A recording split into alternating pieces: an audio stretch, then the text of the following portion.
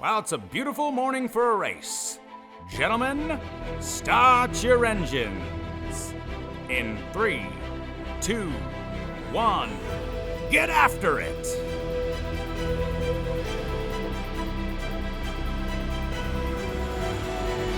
And we have a winner! Hello, and welcome to another episode of Around the Verse. I'm Sandy Gardner. And I'm Chris Roberts. The crew that organized a massive FPS team battle on Yella, highlighted in our last episode, was at it again last weekend. Yeah, so Team Mitachi took on Team The Few in a 25 versus 25 brawl at Korea Station. This time around, each team had one player for level 4 crime stat, and the first team to clear the rating by hacking the Korea computers took the match. I'm coming up to you. Man. Let's get prepared to move. Close the door, close the door. Come on. All right, I got the door. Here we go, guys. Get in. I'm healing. Go. In. We're coming in. Grenades, yes, but unfortunately. Go. Move. Phantom's in. I got you, Phantom. Deactivated it.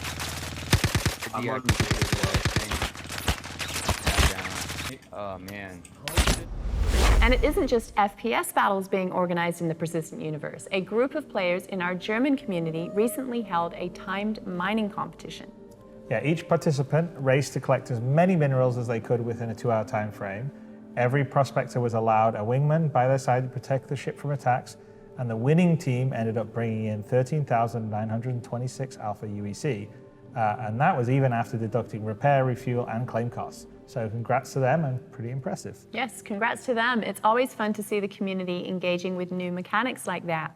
Now let's look to the future and what the devs have been working on for upcoming releases. Yeah, so the mission team continues to work on modular mission design and has refocused efforts on the Scramble Race, or Death Race missions, that we saw early tests of in previous updates.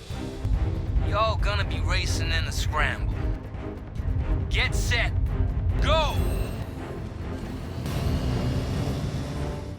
First one to collect enough checkpoints wins. Outside of that, do whatever the hell you want. Time to see who's gonna lay it all on the line and snatch the ring of victory. Wish we have ourselves a winner. The Scramble Race is a weapons-free race. There's a space version and a ground version.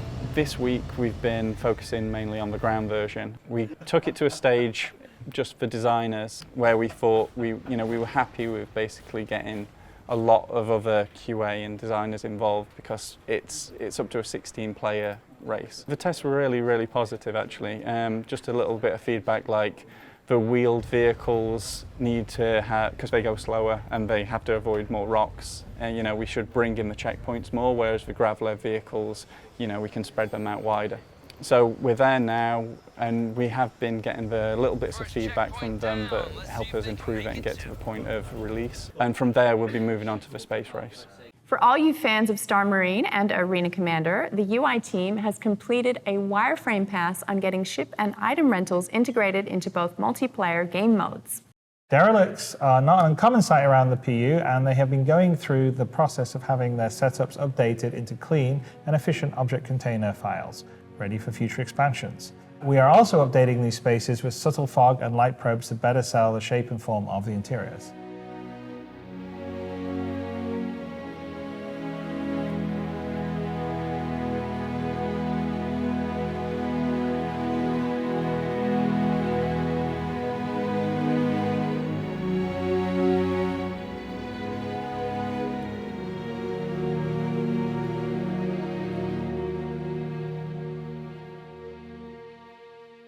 And while environment team's working on perfecting those wrecks, the ship team continues to develop ships for Alpha 3.3 and beyond. Let's go to Jared for an update. Thanks, guys. It's been a big couple of weeks for ships, so let's go ahead and recap. On last Friday's Ship Shape, we detailed one potential layout being developed in white box phase for the 890 jump, as well as announced that the Origin 300 series has finally begun the process of being reconcepted ahead of its own rework.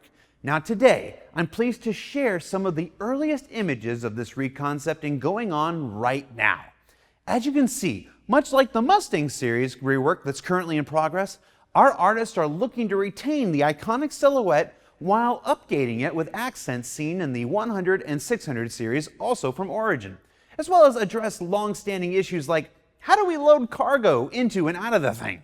Now, we're going to be checking in with both of these ships as their development continues throughout the remainder of this year.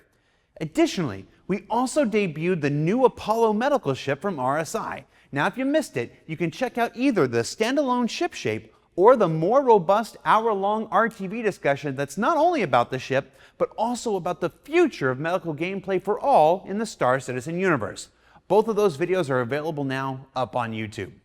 That's it for me this week. Back to you, Chris and Sandy. Thanks, Jared. If you haven't given it a go yet, head to the Apollo page and try out the Astro minigame. Fun fact, it's based on one of the first games that Chris designed. That's true, a long time ago when I was like 12 or something. Go check it out. The audio team has been working with the props team, adding sound effects to physicalized props as seen and heard here. Physicalized props are props that have a physical component to them that allows them to move, roll, slide, obey gravity, bounce, and interact with other geometry in the world. Recently in the audio team we've been using this functionality to give a much more rounded audio experience to the props that are in the game. Previously we used a material system to express the audio of objects colliding with each other. This would mean that something that's made out of thick metal would sound exactly like something else that's made out of thick metal. If you imagine a sheet of metal, it sounds very different if it's rolled into a tube. So what we need to do is to express the sound of the object, not the sound of the material. This new system gives us the ability to have very specific sounds applied to the objects in the game.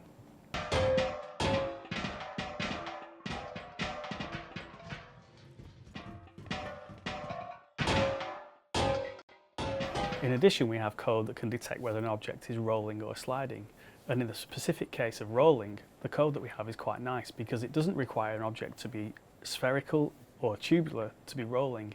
If an object has just one surface that is curved, the code can detect that that object is being rolled upon.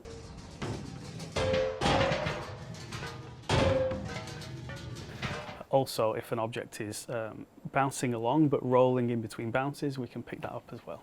The logistics of PU delivery lockers are being hashed out by the mission and narrative teams, and we are now getting first glimpses of concept art. Yeah, the lockers will be an alternate way for players to pick up and drop off goods related to certain missions in the Persistent universe and save you from having to battle the admin to take your package.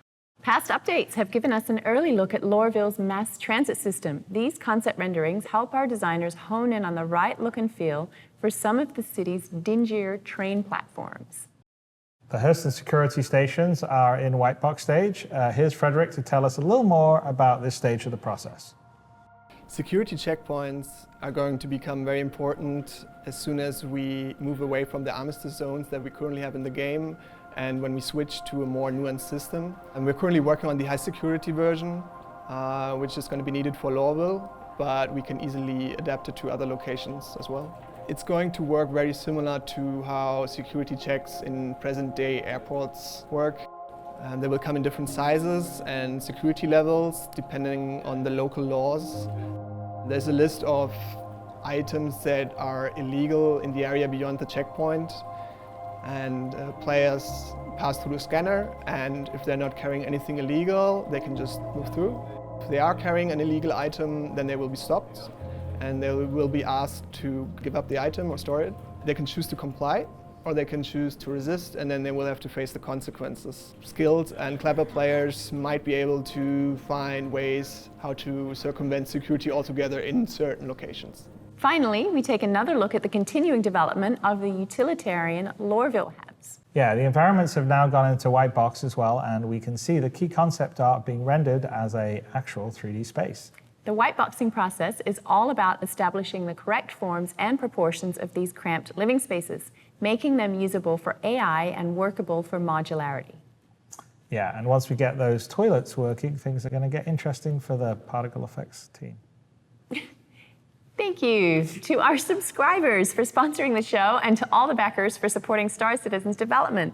Until next time, we will see you around the verse.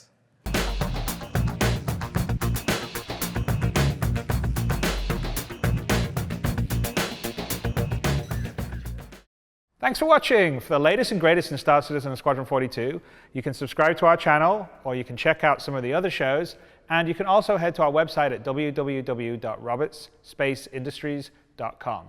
Thank you very much for watching.